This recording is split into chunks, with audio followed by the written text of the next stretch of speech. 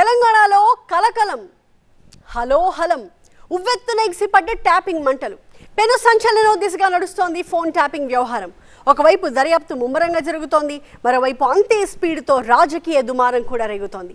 KTR comment, దానికి రేవంత్ ఇచ్చిన కౌంటర్తో phone tapping చిచ్చు ఇంకా రాజుకుంటోంది.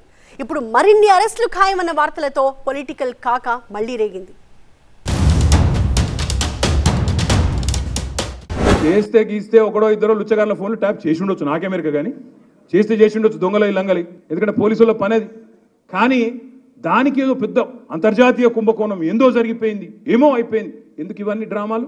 అరే రేవంత్ రెడ్డి గారు, ముఖ్యమంత్రిగా నువ్వే ఉన్నావు, చేతనైతే దమ్ముంటే ఈ లీకులు బంద్ చేసి చర్యలు తీసుకునేది ఉంటే తీసుకో, మేము వద్దంటలేం, కానీ ఈ పనికి మాలిన డ్రామాలు ఆపు. పనే మంది సంసారాలలో ఏలు పెట్టి చూసే పని మీకు ఎవడన్నా సిగ్గునోడు అట్లా మాట్లాడతాడా? ఇంటే ఇన్నాం కొంతమంది ఫోన్లు, ఇంటే ఏమవుతుందంట. ఎవడన్నా గిట్లా భర్తెగించి ఎవడన్నా మాట్లాడతాడా? ఇంటే ఏమవుతుంది? గదే అవుతుంది. చెర్లపల్లిలో చిప్పకూడి తినాల్సి వస్తుంది. ఆ జైలు పోతారు, ఈ జైలు పోతారు అని చెప్పేసి ఇంకా నీకు మీరే ముఖ్యమంత్రి, మీరే న్యాయస్థానాలు అవసరం లేదు, మీరే chief justice of Telangana state, అన్నీ మీరే అయిపోతారా? ఇక తెలంగాణలో ఫోన్ ట్యాపింగ్ మంటలు అంతకంతకు రాజుకుంటూనే ఉన్నాయి. అరెస్టులు, రిమాండ్లు, కస్టడీలు, ఇంటరాగేషన్లు. ఫోన్ ట్యాపింగ్ పై దర్యాప్తు జెట్ స్పీడ్ తో నడుస్తోంది. టెలిగ్రాఫ్ యాక్ట్ కు అటాచ్ చేస్తూ నాంపల్లి కోర్టులో మెమో దాఖలైంది. దేశంలోనే తొలిసారిగా టెలిగ్రాఫ్ యాక్ట్ కింద కేసు నమోదవ్వడం హాట్ టాపిక్ గా మారింది. ఈ వ్యవహారం ఎక్కడికి దారితీస్తుంది? తెలంగాణ రాజకీయాల్ని ఎటువైపు తీసుకువెళ్తుంది?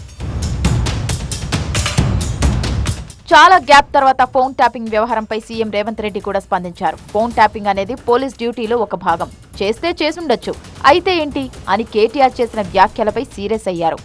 జైలు కళ్లక తప్పదని పరోక్షంగా హెచ్చరించారు కూడా. సీఎం వాయిస్ కి డిప్యూటీ సీఎం భట్టి కోరస్ కూడా ఇచ్చేశారు. ఫోన్ ట్యాపింగ్ అడ్డగోలు తప్పిదాలు చేస్తుంది, లీగల్ శాంక్టిటీ లేకుండా కావాల్సిన రాజకీయ అవసరాల కోసం, దేశ భద్రతా అవసరాల కోసం వాడాల్సిన దాన్ని పక్కన పెట్టేసి నీ వ్యక్తిగత రాజకీయ అవసరాల కోసం దాన్ని వాడింది కాక మళ్ళీ ఆ నామరూపాలు లేకుండా మీరు చేసినటువంటి పని అంతా బయటపడి ఈరోజు ఎంక్వైరీ జరుగుతూ ఉంటే మా ఇంటికి కూడా పీకలేరంటే ఏంది? ఫోన్ ట్యాపింగ్ జరిగింది అనే విషయాన్ని తన మాటల ద్వారా కేటీఆర్ స్వయంగా ఒప్పుకున్నట్టయిందని, ఇది బూమరాంగ్ అయ్యే ఛాన్స్ ఉందని రాజకీయ వర్గాల్లో మరో రకం చర్చ మొదలైంది. ఈ ఇరకాటం నుంచి బయటపడ్డానికి మిగతా గులాబీ లీడర్లు రంగంలో దిగేశారు. విచారణ జరుగుతున్న సమయంలో లీకులిస్తూ ముఖ్యమంత్రి పదవిని అగౌరవపరుస్తున్నారని ఆరోపిస్తోంది బీఆర్ఎస్. ఇచ్చిన హామీల్ని విస్మరిస్తూ వాటి నుంచి ప్రజల దృష్టిని మరల్చే కుట్రే తప్ప ఈ ఫోన్ ట్యాపింగ్ వ్యవహారంలో ఏమీ లేదు అనేది గులాబీ క్యాంప్ ఇస్తూ వస్తున్న డెఫినేషన్. తప్పు జరిగి ఉంటే దానిపైన విచారణ జరిపి చర్య తీసుకోమని చెప్పి ఓపెన్గా స్టేట్మెంట్ ఇచ్చినటువంటి నాయకుడు మా నాయకుడు కేటీఆర్ గారు. దానికి చేస్తే ఒకటి ఉంటుంది, చేస్తే చేయొచ్చు, చూసుకోండి, ఎంక్వైరీ చేసుకోండి అని చెప్పినారు. దాన్ని ఒప్పుకున్నట్టు తీర్పే ఇచ్చేస్తున్నారు. ఇక అటు ఫోన్ ట్యాపింగ్ వ్యవహారంలో పోలీసులు తమ పని తాము చేసుకుంటూ వెళ్తున్నారు. ప్రణీత్ రావుతో మొదలైన అరెస్టుల సంఖ్య 4కు చేరింది. కస్టడీలో ఉన్న అదనపు ఎస్పీలు భుజంగరావును, తిరుపతన్నను రెండో రోజు విచారించారు. ఇద్దరిపై 8 గంటల పాటు ప్రశ్నల వర్షం కురిపించింది దర్యాప్తు బృందం. ప్రణీత్ రావుతో మీకున్న సంబంధాలేంటి? ఫోన్ ట్యాపింగ్ ఎంతకాలం జరిగింది? ఏ ప్రాంతాల్లో ట్యాపింగ్ కి పాల్పడ్డారు? ట్యాపింగ్ సమాచారాన్ని ఎవరికి పంపారు?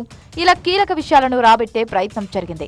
కేసులో వీళ్ళిచ్చే స్టేట్మెంట్ అత్యంత కీలకం కావడంతో రాజకీయ వర్గాల్లో కూడా వీర లెవెల్లో సస్పెన్స్ నడుస్తోంది. ఈ స్టేట్మెంట్ ఆధారంగా మరికొన్ని అరెస్టులు జరిగే అవకాశం కూడా లేకపోలేదు.